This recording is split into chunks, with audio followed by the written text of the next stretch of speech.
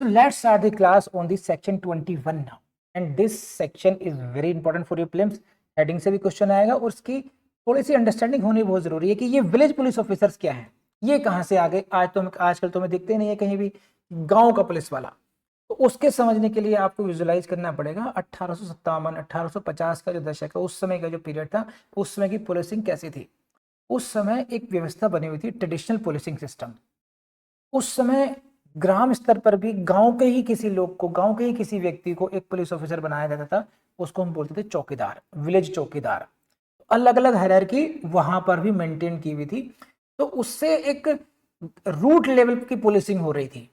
यहां से सूचना हायर हायर अथॉरिटी तक उस तरीके से जाती थी, और वो एक अनऑर्गेनाइज या सेमी ऑर्गेनाइज तरीका था। उसमें कोई परमानेंट जॉब वाला हिसाब नहीं था, अलग अलग सिस्टम था, कोई एक यूनिफाइड सिस्टम नहीं था। और उसी को रिप्लेस करने के लिए लाया गया था 1861 का पुलिस कानून। तो अब क्वेश्चन ये पैदा हुआ, जब 1861 का पुलिस एक्ट आ गया तो उस सिस्टम का क्या होगा, क्या वो कंटिन्यू रहेगा या डिसकंटिन्यू करेंगे उसको। देखिए, डिसकंटिन्यू करेंगे तो एकदम व्यवस्था खत्म हो जाएगी। इसलिए इन्होंने एक बीच का रास्ता निकाला, और वो है सेक्शन 21। इसको कहां से क्वेश्चन आएगा, which section deals with the village police officers, and that is what the section 21। यहां से समझ में आ जाएगा आपको। अब इसकी डायरेक्ट लैंग्वेज पढ़ लेते हैं, फिर आपको समझाता हूं बात क्या है। Nothing in this act shall affect any hereditary or other village police officer. It means किसी भी इस एक्ट के द्वारा किसी भी विलेज पुलिस ऑफिसर को, चाहे वो कैसा हो, जिसके दादा परदादा वो काम में लगते आए हो, यानी कि पैतृक चौकीदार हो गया, पैतृक तरीके से हो गया कि जैसे राजा का बेटा राजा बनता है तो वहां पे चौकीदार का बेटा चौकीदार, इस तरीके से। चाहे तो उस पद के हिसाब से पुलिस ऑफिसर हो या अन्यथा हो, उनको अफेक्ट नहीं करेगा ये, यानी कि उनका पद बना रहेगा। वो जैसे काम कर रहे हैं वो करते रहेंगे। अभी कब तक करते रहेंगे, वो कब पुलिस एक्ट से गवर्न होंगे, unless such officer shall be enrolled as a police officer under this act। जब तक कि वह पुलिस ऑफिसर इस एक्ट के अंतर्गत एनरोल्ड नहीं हो जाता है। अगर वो इस एक्ट के अंतर्गत एनरोल्ड हो गया, then he will be governed by this act, otherwise he will not be governed by this act। इसका मतलब क्या होगा कि पुलिस ऑफिसर को इस एक्ट के अंतर्गत एनरोल होना जरूरी है।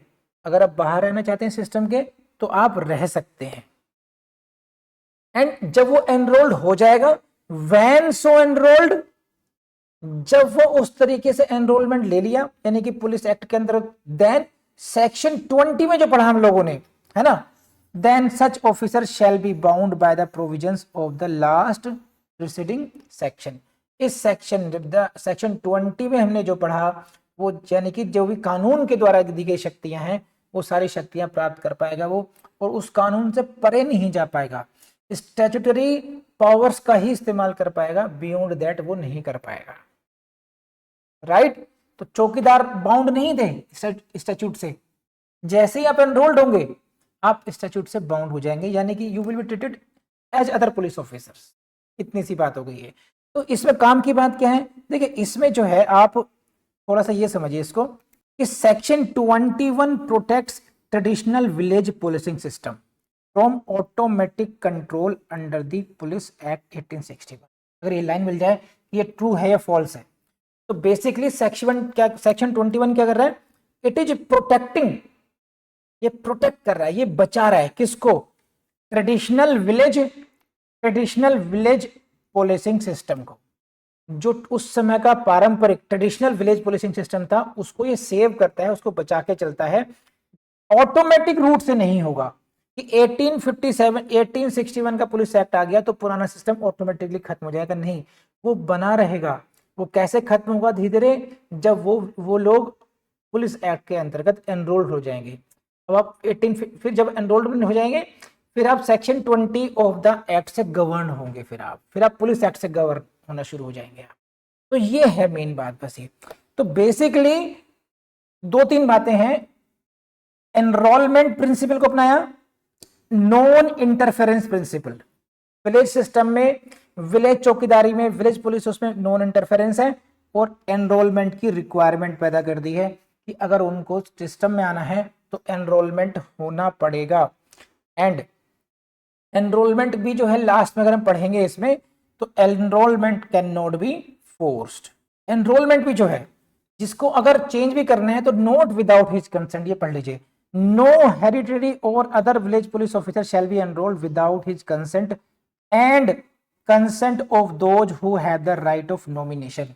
वो भी एनरोलमेंट भी जो है वो ऐसे नहीं हो जाएगा कि भाई जबरदस्ती हो जाएगा, वो भी उसकी सहमति से होगा कि भाई तुम्हें अब पुलिस एक्ट के अंतर्गत पुलिस ऑफिसर बनना है या नहीं बनना है, तो उसकी कंसेंट चाहिए।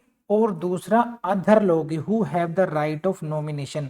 Other of right of nomination से मतलब यहां पर है कि जिन लोगों को, ये पढ़िए, consent of persons having nomination rights that is local authority, family, landlord etcetera. तो जो उस प्रक्रिया में ऐसे लोग हैं जो सहमति जिनकी आवश्यक है, उनकी भी सहमति ली जाएगी। ऑटोमेटिक तरीके से एग्जिस्टिंग विलेज पुलिस ऑफिसर को इसमें लेकर नहीं आया जाएगा, उनका फॉर्मल एनरोलमेंट जरूरी है। बस इतना ही करिए। और देखिए बाकी के तो जितने लोगों ने पढ़ाया, मैंने भी देखे हैं कैसे पढ़ा रहे हैं लोग, वो फटाफट निकालते हैं। बस कोशिश ये होती है कि भाई किसी तरीके से इसको हम जो है ना स्टूडेंट को ग्रैब कर लें और वो अलग अलग कोर्सेज परचेज करें। हमारे मेरे इन वीडियोस में आपको एंटरटेनमेंट की बहुत कमी मिलेगी, यहाँ पर आपको मनोरंजन नहीं मिलेगा, यहाँ पर आपको हंसने का मौका नहीं मिलेगा, लेकिन रियल मीनिंगफुल जो स्टडी है वो आपको जरूर यहाँ मिलेगी। तो उसी के लिए शायद व्यूज़ भी, हमारे जो व्यूअर्स हैं वो भी कम होते हैं, क्योंकि यहाँ पर सीरियस है मैटर सारा। यहाँ पर लॉ पढ़ा रहे हैं, यहाँ कोई मजाक नहीं हो रहा है। लॉ पढ़ना पढ़ाना मजाक नहीं है, बिटवीन द लाइंस पढ़ना पड़ता है, शब्द को समझना पड़ता है, ड्राफ्टिंग को समझना पड़ता है, हवा में बात नहीं होती है। उसको ध्यान में रखते हुए आप ये बताइएगा कि आपको यहाँ पर मदद की जा रही है या नहीं की जा रही है, और आपको लगता है तो जरूर अप्रिशिएट कीजिएगा इन वीडियोस को। अब हम कुछ इस पर देखेंगे, वीडियो देख लेते हैं, एमसीक्यूज देख लेते हैं। एमसीक्यू देख लेते हैं, कहाँ कहाँ एमसीक्यू भी इसमें। Section 21 primary deals with what, village police officers, heading से क्वेश्चन आया देखिए। इसी प्रकार से the police act does not affect hereditary village police officers unless they are enrolled under the act. पूरी ब्रेक लैंग्वेज आगे नहीं आ गई। उसी प्रकार से after enrolment the under the act village police officer becomes bound by section 20। Enrolment हो गया, एनरोलमेंट के बाद में पुलिस ऑफिसर कौन सी धारा से बाउंड हो जाएगा, सेक्शन 20 से बाउंड हो जाएगा। Village police officers become statutory police officers by enrolment under this act. तो ये बात मैं समझा चुका, रिपीटेशन हो रहा है थ्रू एमसीक्यू कि जो विलेज पुलिस ऑफिसर्स हैं वो किस प्रकार से ऑफिसर बन जाते हैं। स्टैट्यूटरी पुलिस ऑफिसर कैसे बनते हैं, जब उनका एनरोलमेंट हो जाता है इस एक्ट के अंतर्गत। इससे ज्यादा कुछ नहीं आना है इसमें। कंसेंट पर क्वेश्चन आ जाएगा। एनरोलमेंट, ये पढ़िए, enrolment of A hereditary village police officer requires what, consent of the officer चाहिए एंड नॉमिनेटिंग अथॉरिटी। दो लोगों की कंसेंट चाहिए, एक तो कंसेंट ऑफ ऑफिसर और जो उसको नॉमिनेट करता है उसकी सहमति चाहिए। तो इति समाप्तम सेक्शन 21। एंड इससे आगे बढ़ेंगे हम लोग, और जरूर फिर मैं कहूँगा एक आपका रिवीजन करना मस्ट है। देखिए मैं तो पढ़ा ही रहा हूँ, लेकिन अफसर आपको बनना है, इसलिए आपको याद करना होगा। और याद कब तक करेंगे आप, जब तक कि आपको इतना ना घुट जाए कि आप बंद आंखों से उसको पढ़ सकते हैं। इस बात को कभी मत भूलिएगा। 2 घंटे का रिवीजन अपनी लाइफ में जरूर करना ही करना है आप लोगों ने, उसके बिना काम नहीं चलेगा आपका। 24 घंटे में 2 घंटे का टाइम रिवीजन का, ओनली फॉर रिवीजन जरूर लगाइएगा, और फिर देखिए आपकी पढ़ाई कितनी तेज से आगे बढ़ती है उसको अच्छे तरीके से। अब कर लेंगे आप ये, तो हम आगे बढ़े अब, राइट। चलिए